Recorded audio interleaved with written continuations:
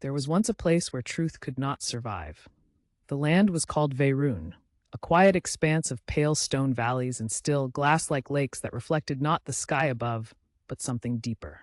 Travelers entered with purpose, scholars, kings desperate for certainty. At the center of Veyrun stood a structure known as the Chamber of Echoes. It had no doors, just a perfect circle of towering stone, smooth as if shaped by time itself. If you stood before it long enough, it would open inward. You would simply be inside. Inside, there was no light source.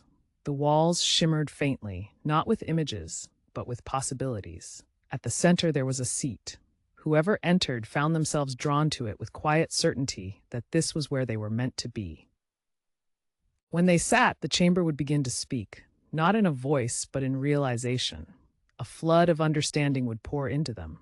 For a moment, they would understand everything about the question they carried into Veyrun. And then it would change. Among them was a man called Thiel. He came not with a question, but with a challenge. He believed truth was something to be held. He entered Veyrun not to seek truth, but to test if his could survive. Inside the chamber, the first truth came. It aligned perfectly with everything he believed. He smiled. Then it shifted. Each time, Thiel fought, not by rejecting, but by absorbing them, reshaping his philosophy. For the first time, the chamber had nothing left to give. Thiel had done the impossible. Silence filled the chamber. Then, something new happened. A question emerged, simple, quiet, and unavoidable. If everything can be true, what is you?